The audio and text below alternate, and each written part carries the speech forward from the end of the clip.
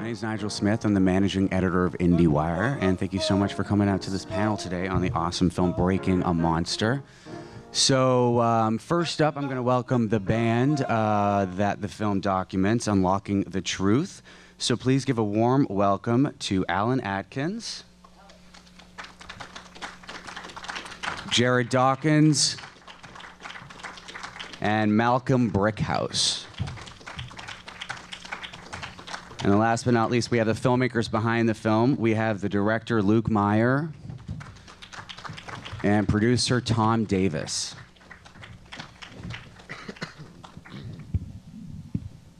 Welcome to Austin, guys. When did you all get in? Last Friday. Last Friday. Yep.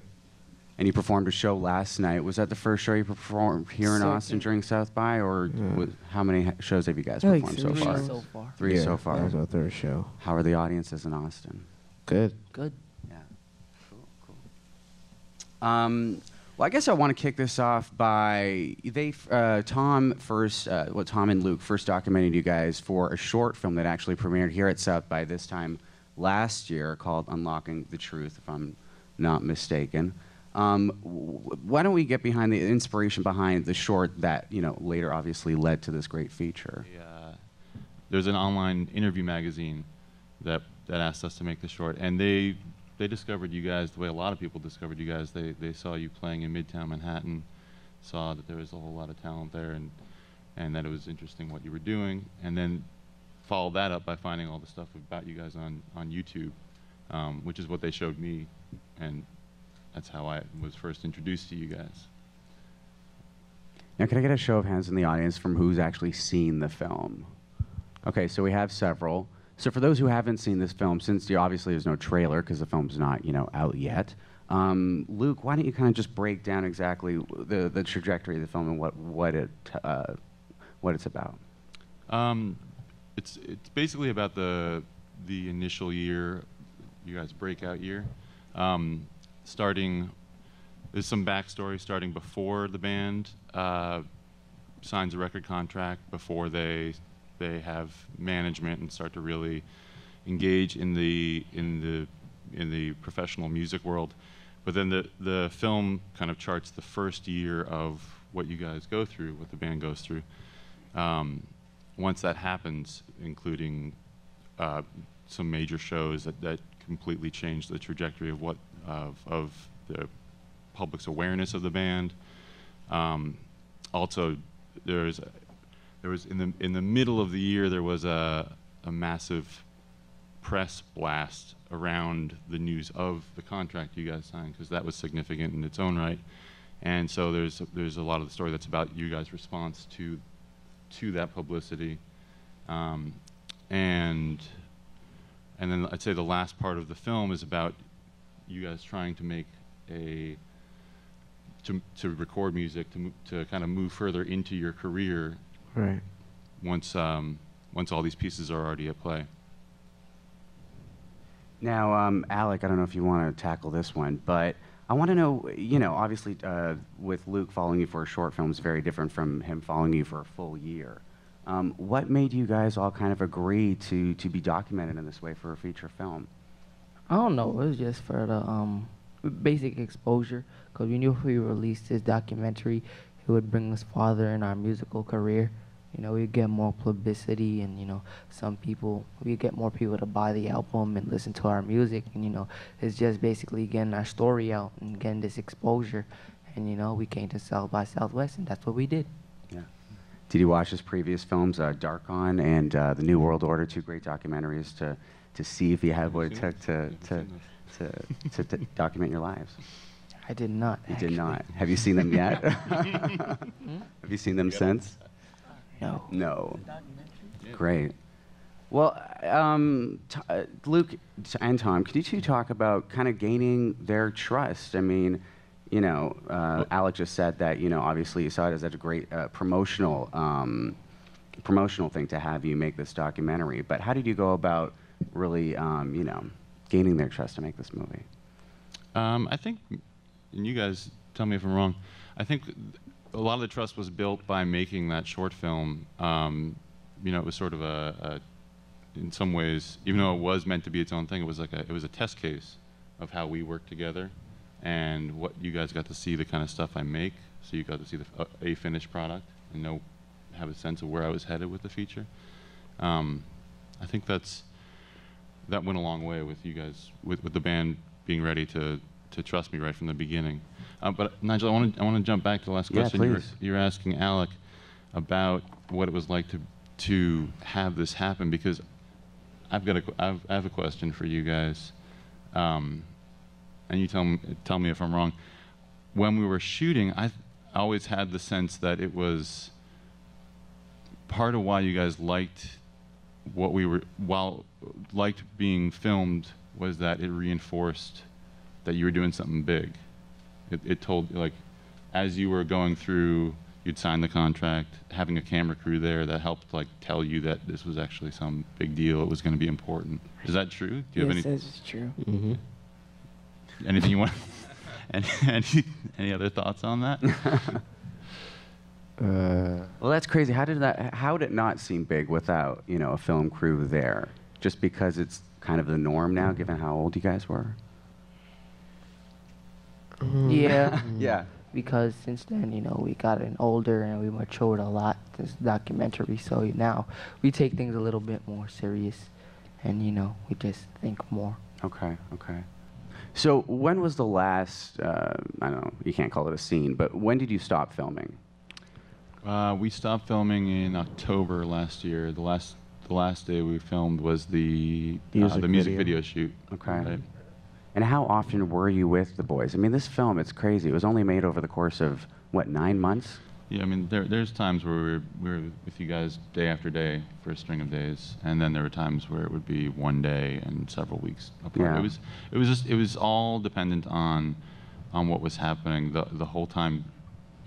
In the process of filming, we just had to keep charting what was happening with the band, what was happening with all you guys as individuals, and sort of plotting out how that would fit into a narrative setting. And so there were some things that are through some vantage points really exciting. Like there were some really big shows you guys played, but they actually didn't do much for the narrative of the film, and we did not film them, which was very disappointing to you guys. You guys wanted us there. And then we started editing about halfway through the filming process, and so this process became even more, finely tuned, where we knew we were getting a sense of more precisely what it is we needed to kind of sculpt the story. Yeah. As you were sculpting this story, did you share with the band, your intentions and what kind of film you wanted to make? I mean, I think you guys knew all along that I wanted to tell as clear and Natural. and like a natural, a non-judgmental look at what you went through, which will include like a lot of the exciting stuff and a lot of the stuff that's easy to point out what's wrong with certain parts of it. Right. Yeah. To add on to what Luke said, anything that we did, or I can say Malcolm did, he told us that everything he did was straight from him. It wasn't a conscious thing that he did. So, everything was clear, We didn't, try to, act it out or anything like that. And it was just straight from the heart, Yeah.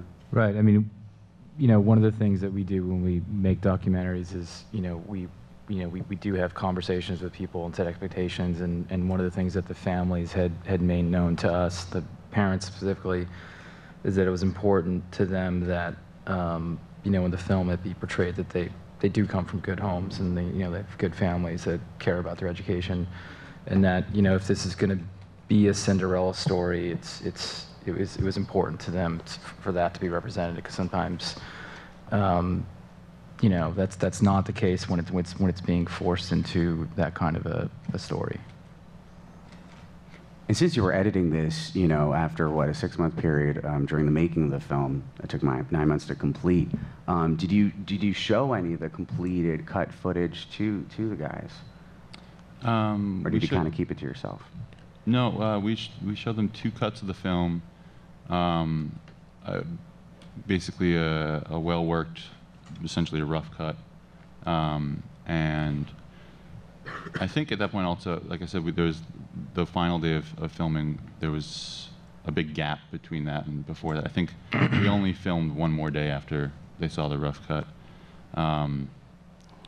So most of the filming was done at that point. But yeah, you guys watched a rough cut and then you watched a very fine cut, which was almost basically what we screened here. Mm-hmm. Right.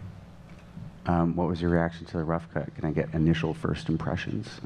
Well, to me, the rough cut, you know, is always going to need editing. It's not, you know, the final cut, of course, but I thought that the rough cut was pretty good, considering that everything that we did was there. You know, every shot was in a good position, and it was just great to me. I did think that part of my story should have been, you know, cut out a little more, but now that What I part see in it, particular? my relationship stories. Yeah. Now that I see it, you know, it's fine for me. Okay. Was that tough to revisit, like just emotionally, or was it? Not even tough to revisit or emotionally disturbed. But I have to say, during when we did show you guys the screening, and you know, we all sat in a room together with the kids and their parents in our office, and we watched the film together, and we had pizza and Coke and stuff. Everyone had as much Coke as they wanted. When Jarad brought that up, I mean, you know, what did you say to him, Malcolm? You said, you know, we all have to commit to this thing, you know. Right, exactly. Like, basically, the three of you agreed, you know, in front of everyone that, you know, if we're all going to get embarrassed. Yep. And Jarad, you and I, after that, you and I talked about that, and I think you saw why I wanted to keep that in the film. The diversity of it. It's funny. So yeah, but now that I see it, I think that it's a great part of the movie, you know. Yeah. It helps us in many ways to have the movie, like, not say off topic, but, you know, it gets on another topic of that. Personal life? Right. You know, we do have a personal life, Yeah, and of course. everybody has a personal life. But, yeah. Well, it totally grounds the film. As a band, you know, as young, I guess, celebrities, you're going to be open to that, to, like, you know, having to talk about stuff like that. Do you hate that aspect of the music industry, and do you kind of want to, you know, keep your personal life personal to yourself?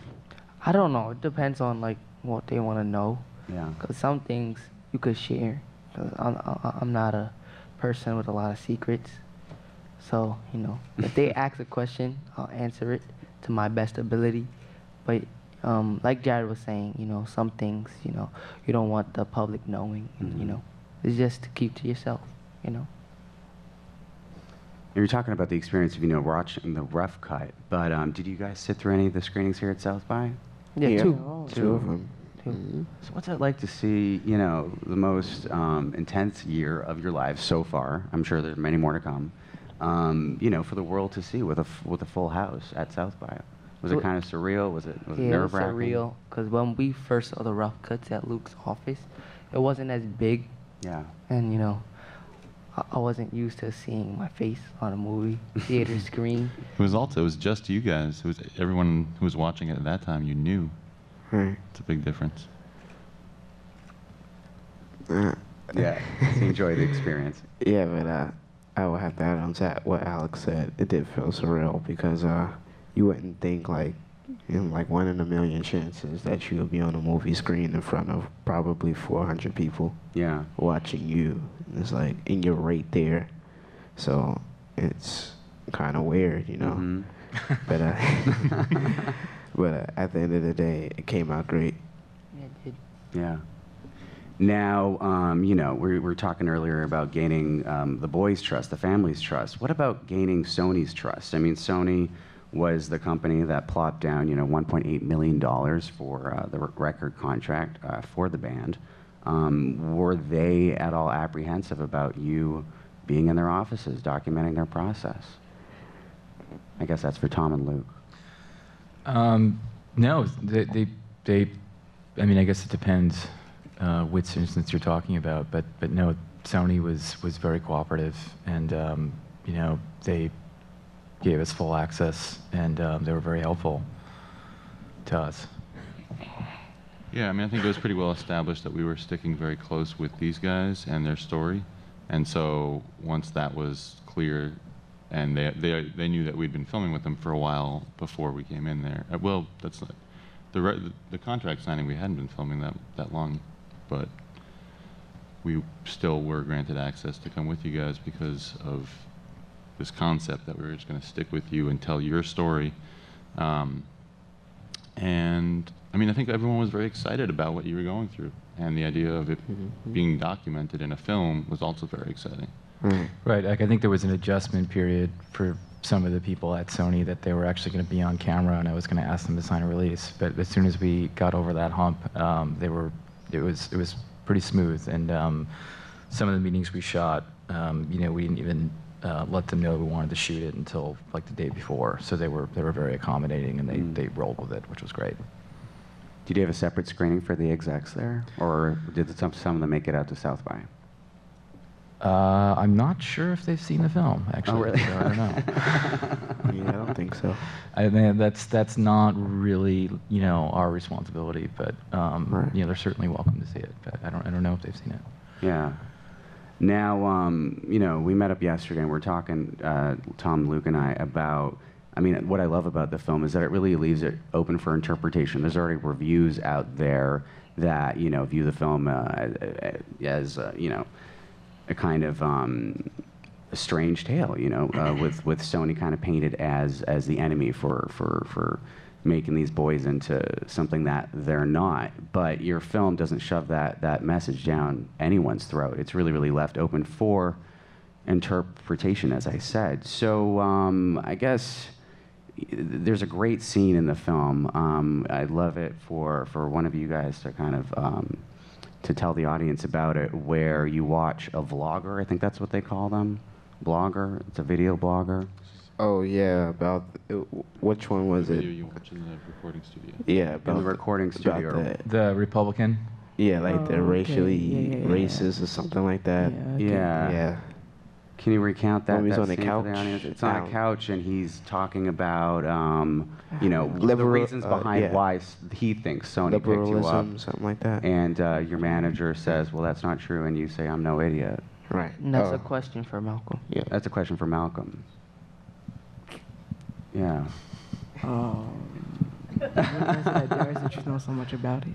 I mean, just, if you want to just tell us what your feelings are in retrospect. Yeah. Yeah. To watching that clip, scene, I think whatever's going through your mind. Right. I think we can all That- put something into this. Okay, so it was pretty obvious that's like the uniqueness of us being black and young and playing heavy metal is obviously gonna bring like attention to us. So I wasn't surprised when I saw that video.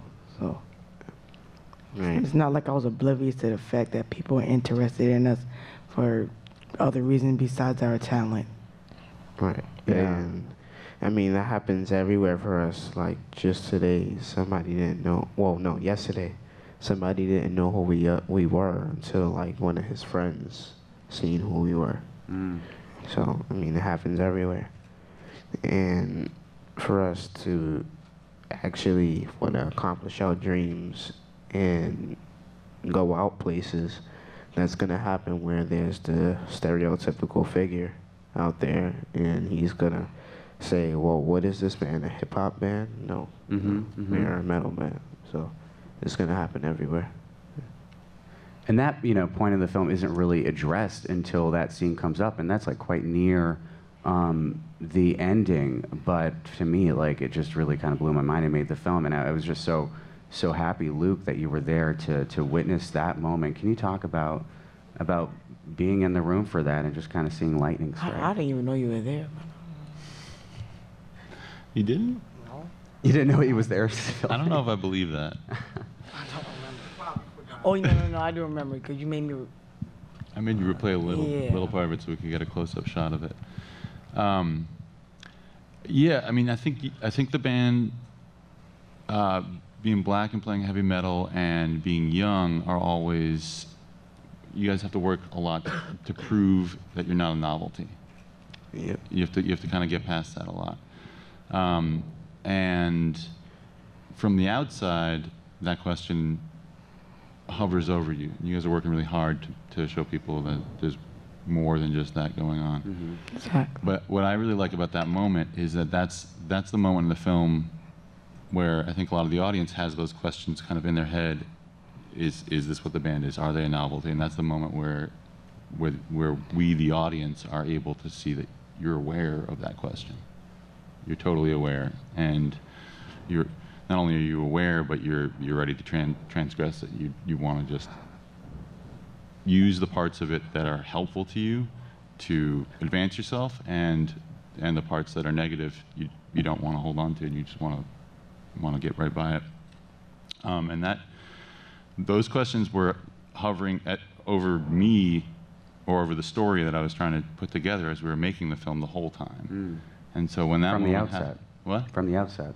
Yeah, I mean, I knew these were questions that we'd have to answer, and the film would have to answer in some way. Like I didn't want to do an interview with any of you, or with Alan, or any of the parents, because it was too direct, and it's not really about opinions. It's about a certain reality that you guys have to deal with.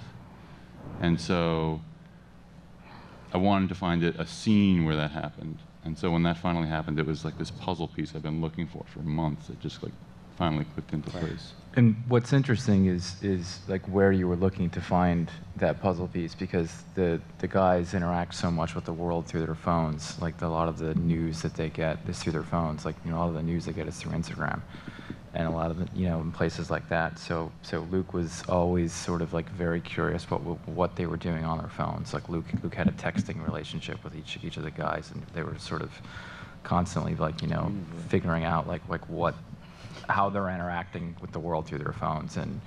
And we discovered that scene because Luke saw Malcolm watching it on his phone, and then we were like, well, let's shoot that. And it was the same thing that was going on in the past fan when you guys were talking about that guy on Instagram who was trashing you, and like that's the way that you were interacting with the world was through social media. Yeah. Now, Luke, you must have anticipated that backlash, because you're saying that you wanted that addressed in the film, but that before this you really didn't know how to fit that piece into the puzzle. I mean, what would you have done had you not come across a scene like? I mean, like the one in the film? With my approach to this, I'm kind of at the mercy of certain things having to happen. So I would have just kept looking for something that addressed it, and I mean that moment is so perfect to address those questions and to address. I mean, Malcolm sort of stands in for the whole band there, but to address their understanding of the situation.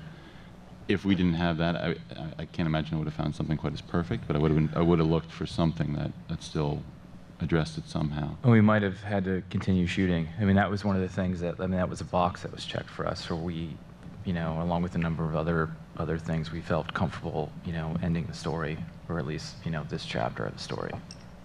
Okay. This is kind of related. Before you guys all came to South by, everyone's been reporting that the band's trying to get away from Sony, trying to get out of their deal. Can anybody here actually address that? We have no comment. No comment. Yeah. As of this. Yeah, we can't speak Well about that coached. right Well now. coached. All right. Can the filmmakers address that? No, they have no comment either. All right. I mean, what we can say from our perspective is that we Yeah. got what we needed, and I know that there's a much larger, complicated situation here, but in terms of Sony's relationship to the filmmakers, they did not get in the way, and they allowed us to make the film we wanted to make, and we were appreciative of that. And we were a bit of a pain. We were sticking cameras in people's faces, and we were asking to go to meetings, a few hours before they occurred, with people that didn't know they were going to be on camera, and everyone signed releases, and people were game. And sometimes that can be difficult when you're dealing with people that are powerful in the entertainment industry, and you give them a release that's a full page. So we were happy that everyone cooperated with the film. The band was very instrumental in helping make that happen. The band's management, getting everyone on board. I mean, and the film is very much the story of the first chapter of the band. Whatever, like I said, we stopped filming in October, and now we're in March, and months of stuff has happened. for the band, and will continue to happen. I mean, things just, you guys have a long road ahead, and it's going to have a lot of different stories in it. And this film will only set out to be this opening, this introduction to what the full story of Unlocking the Truth is. And so stuff like the Sony issues that the band is addressing right now, and even some of the recent shows, which have been significant, you guys playing with Marilyn Manson and stuff like that, that all, in my mind, that falls out of the story I was trying to tell. And so, you know, if you watch the film, you might wonder if something like this is going to happen, but it's not actually, it's intentionally left open. And there are other questions that are left open too that I think as the band goes on, some will be answered and some will continue to be questions for a long time. You said that this is the first chapter. That kind of begs the question: is there going to be a second, third, fourth from you? Are you going to be? Are you planning to document their ongoing journey?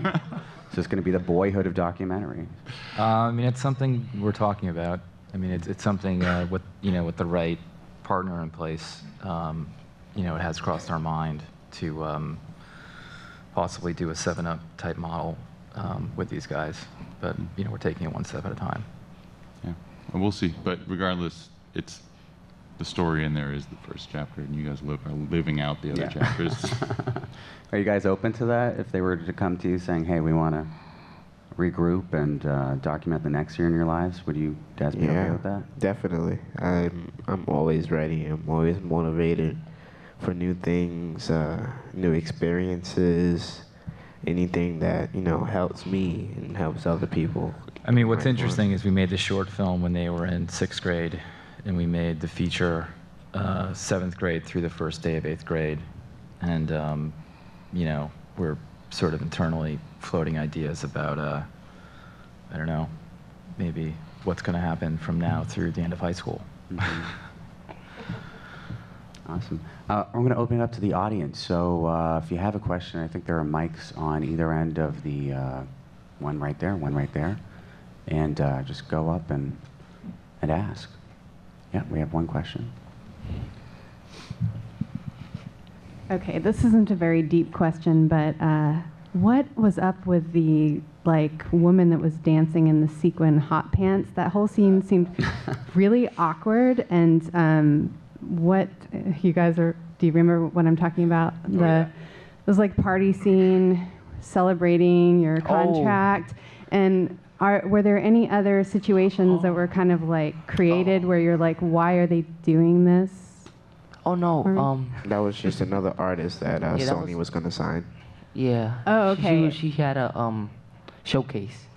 Right. And she was dancing to I mean, we track. didn't know that was going to happen. We actually, it started to happen, and we had to grab our cameras, and unfortunately our cinematographer happened to be standing right there, and they kind of we didn't know that was going to happen. They might have known that was going to happen, but we didn't know it was going to happen.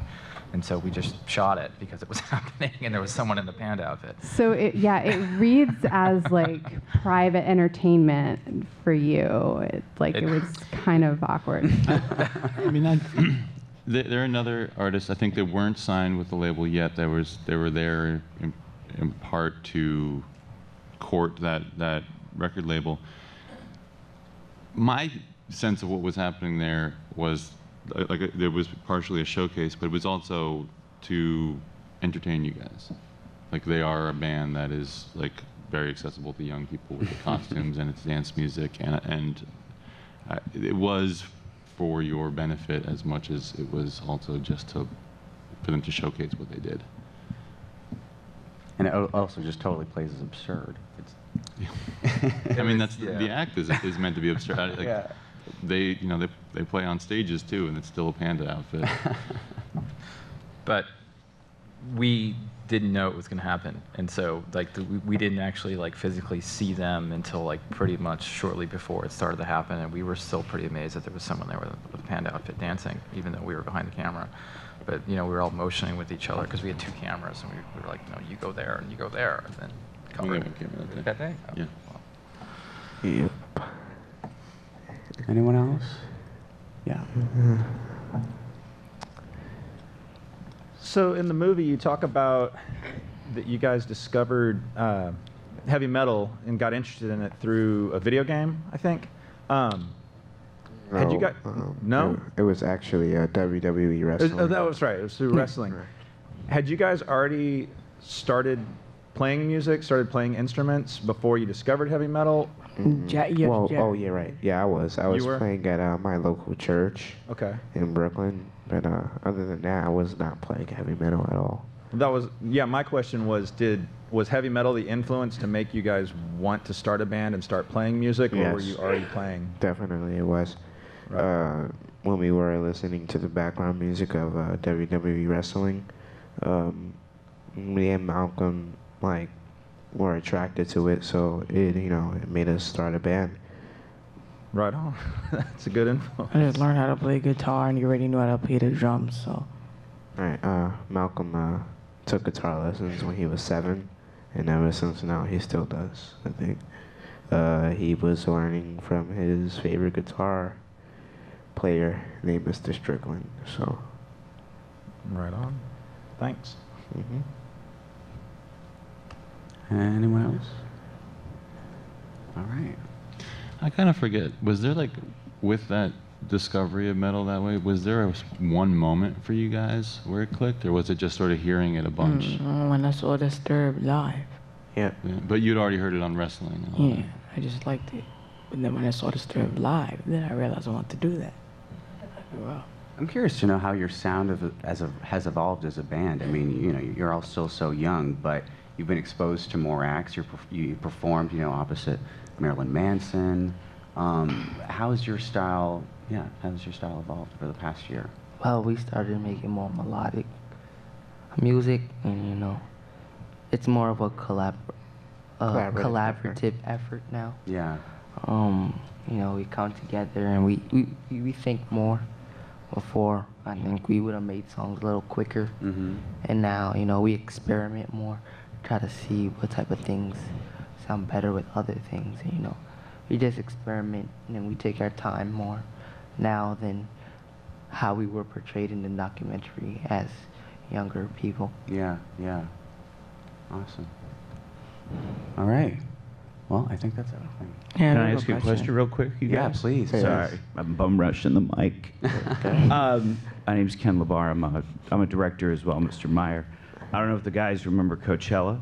Oh, yeah. Yeah, I directed that. Oh, I was wow. the multi-cam director for it, so I hope it's in the film. wow. No, I don't want credit. I get plenty of that anyway, but that was rocking. You guys tore it apart. It was really fun.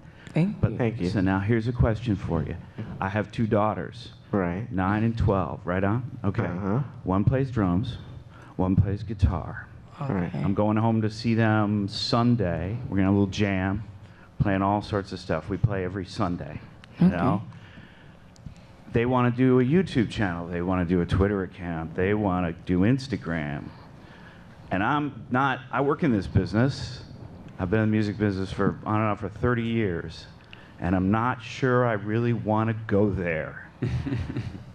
Can you tell me what you think I should do if you were in my place? Well, I think you You should ask that guy right there. Your dad? Yeah, yo, you the one that recorded all the videos. Well, see, that's the thing, man. It's like we live in Madison, Wisconsin. We don't have like a great subway stop to camp outside of and rock on. So, Wow. but Well, I think you should you should just let your daughters do what they want to do, and if they want to put themselves out there, make Twitters and Instagrams, let them do that on their own. I mean, you know? can monetize it. Yeah, you can monitor. and that's part of what I'm worried about is I'm not sure I want to turn it into that. It's like well, no, you got. I don't have that. You know what I mean? It's Well, like you should start off small and see Yeah. how it goes. Maybe What are you just start afraid off of? with Instagram. yeah. What am I or afraid of? Yeah. YouTube. Wow. Well, I don't want to make this a long thing, but I was in a band and I was signed 30 years ago, and I've done a lot of stuff in this business, but it wasn't for me. It didn't work out. I liked one side of the business, I didn't like the other, and that's what I'm doing now. But for my daughters personally, I'm not sure I want to make them part of the machine. It's a cliche, I know it's not, but it's like, but I look at these guys and like, what do you guys think of the music business now that you've been doing it, you've been in it?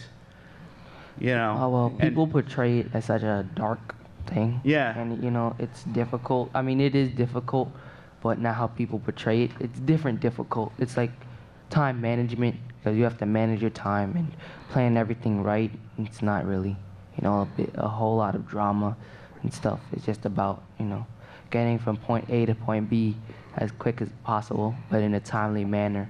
And along the way, from point A to point B, you stop and, you know, you get everything done.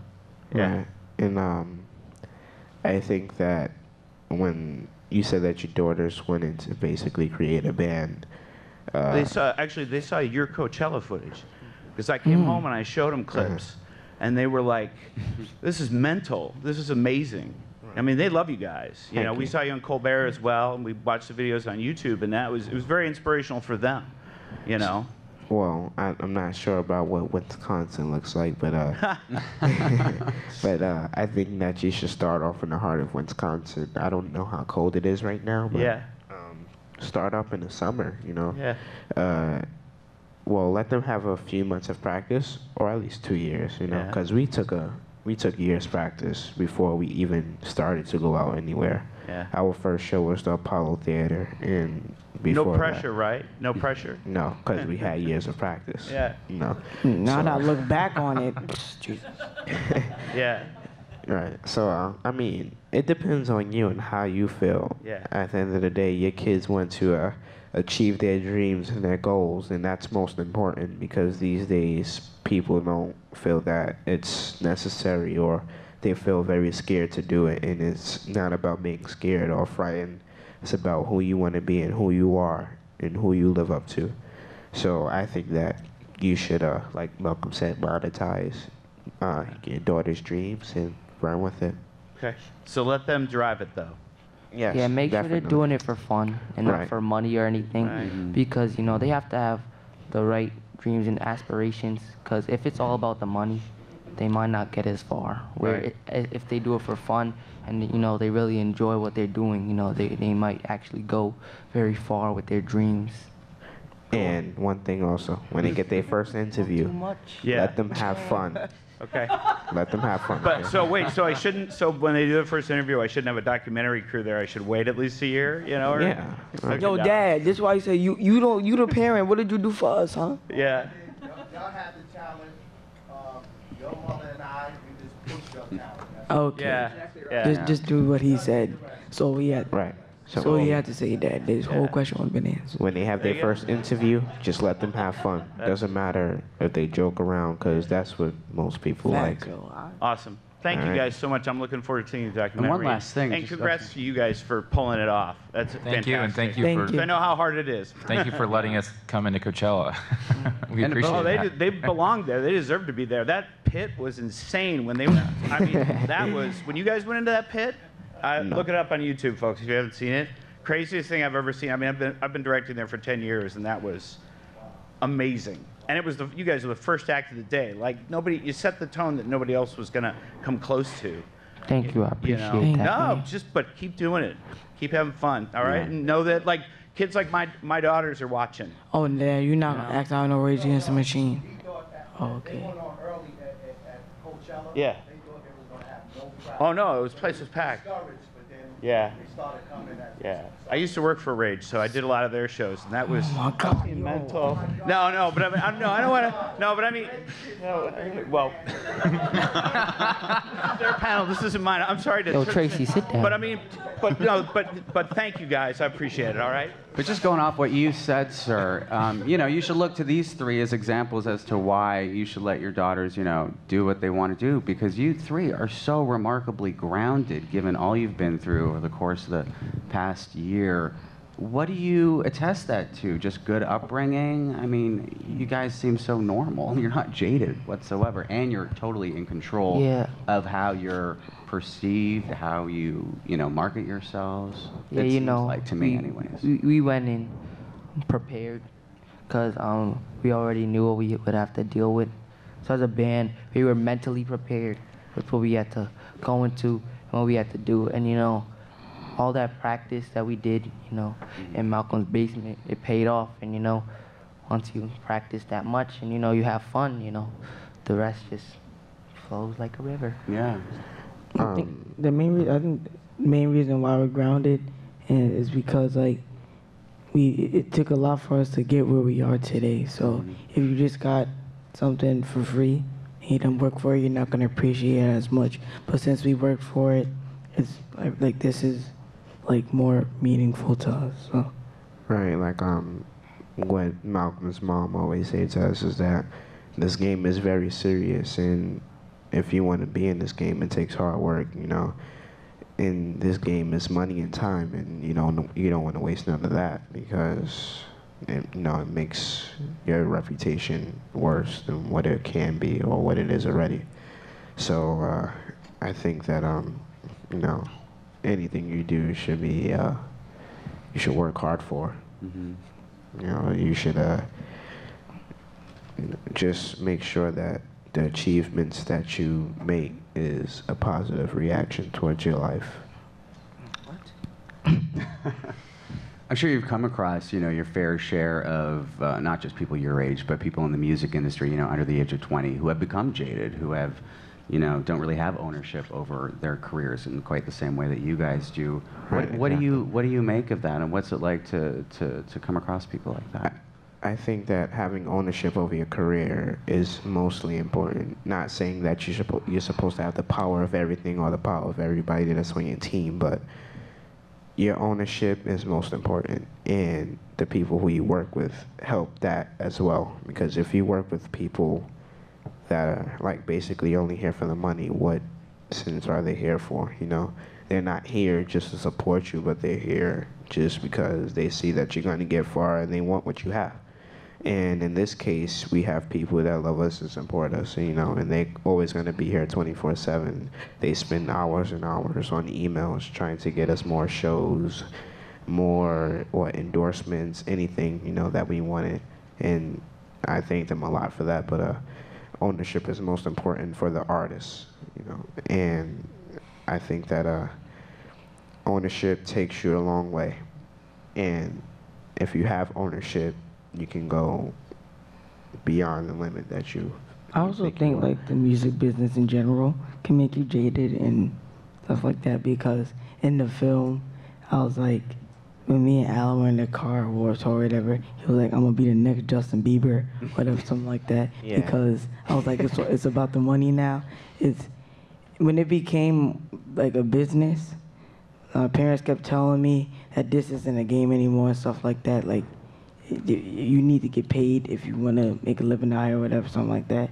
So, at first it was like, if you don't think about this in the business term and you just like do this to keep having fun, then I'm pretty sure you'll stay grounded and stuff like that. So that's. Yeah. Right. Like